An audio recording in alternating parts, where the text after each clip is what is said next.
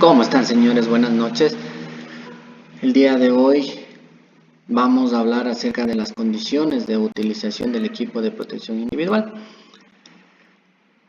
El resultado del aprendizaje, pues el estudiante va a comprender la implementación de los equipos de protección enfocado al uso personal.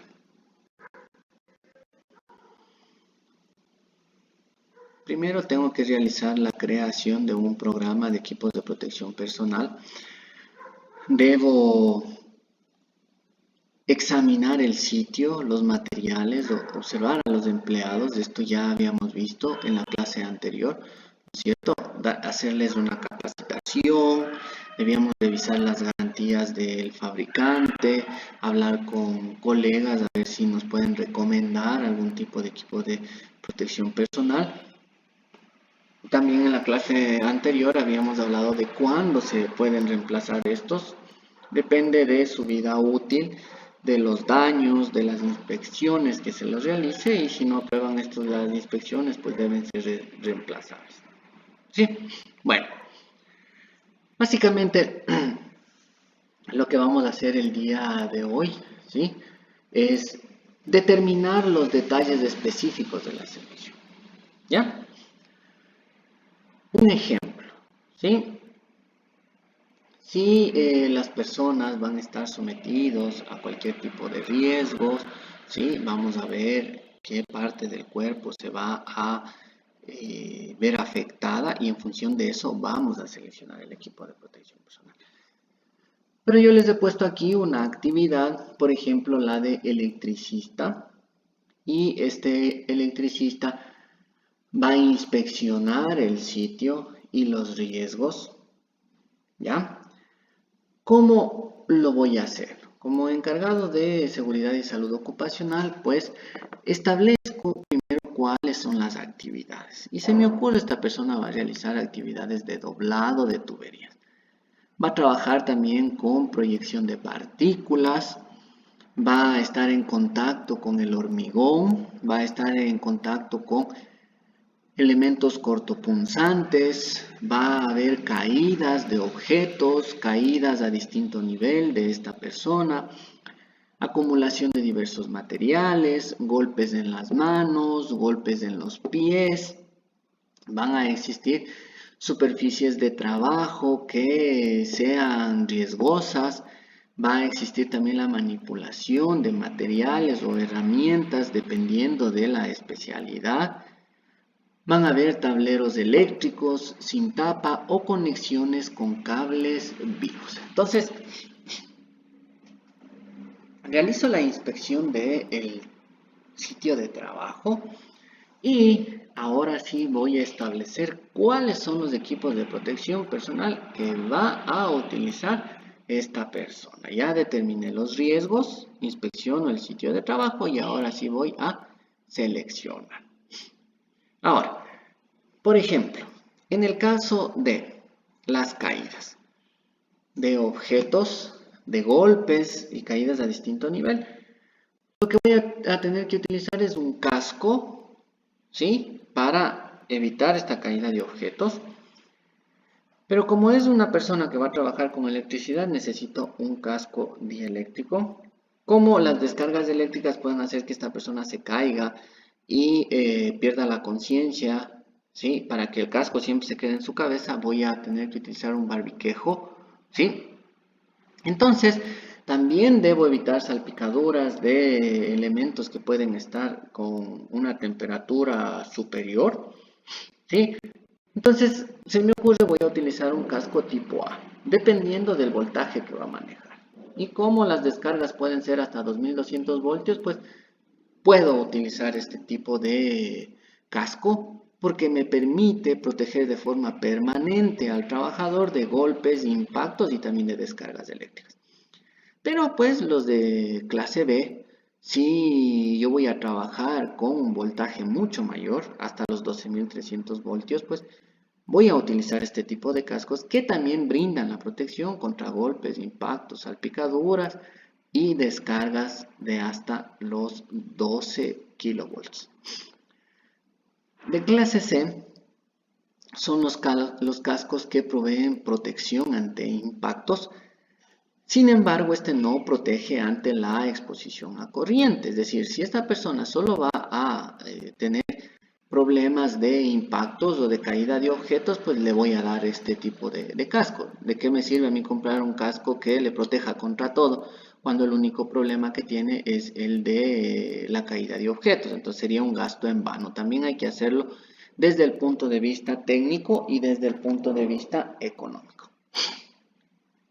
De clase E son los cascos resistentes a la llama. Estos cascos pues tienen que resistir la abrasión, resistir estos cambios de temperatura y la reacción con algunos productos químicos que pueden generar en este sentido reacciones exotérmicas y que pueden generar una llama. Sí, así que en ese sentido pues yo puedo utilizar este tipo de equipo de protección personal.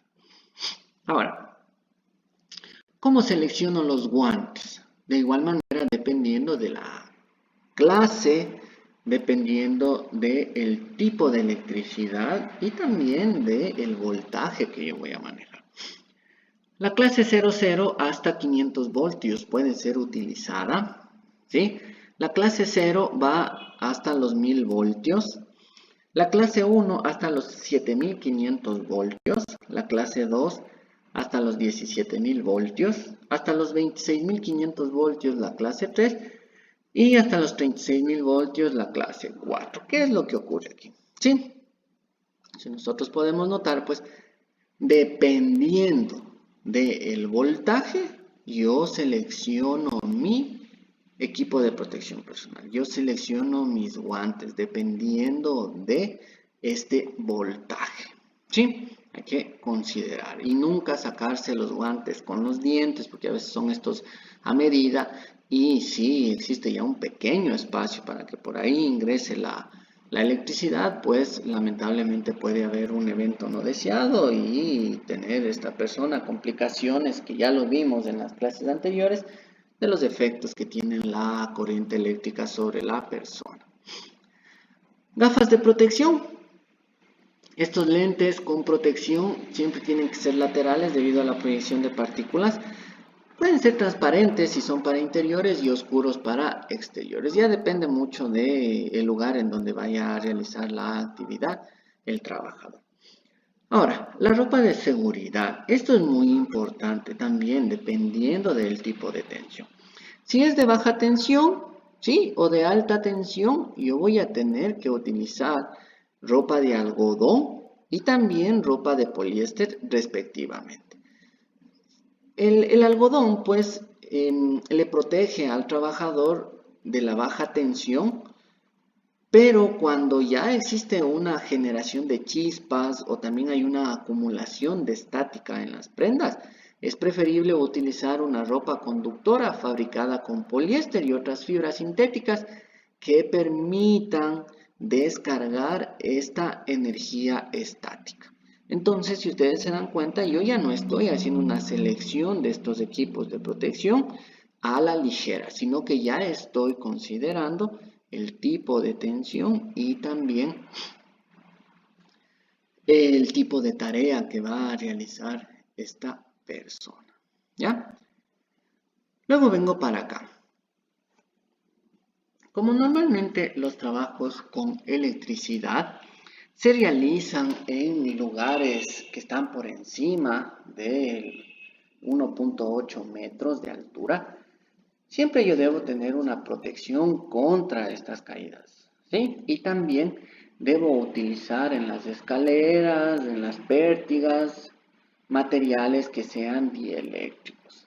Cuando el electricista realiza trabajos en altura, pues debe utilizar arnés de seguridad de cuerpo entero. Ya hemos visto que el de cuerpo entero resiste mucho más a los impactos y también pues ayuda a que los esfuerzos que se generan pues se distribuyan de una mejor manera y en este caso pues evite cortar la circulación de la sangre porque debido a este impacto incluso las personas se desmayan o tienen problemas Luego hay el síndrome del arnés, que es un problema de las personas cuando caen de una altura y se quedan ahí, en este caso, guindados en el aire, o a su vez, pues estas personas pierden el conocimiento y hasta que alguien les ayude, pues ejerce este arnés una presión tan grande que puede cortar la circulación y luego tener problemas a nivel cerebral o también a nivel de sus extremidades debido a la falta de oxígeno en su cuerpo, ¿no? Básicamente estos arnés ayudan a detener la caída de la persona y todas estas cuerdas, todos estos mosquetones siempre tienen que ser revisados por un personal que sea calificado. Sí, siempre ver si estas cuerdas ya tienen disminución en la sección, si los arnés están oxidados, los mosquetones también están oxidados.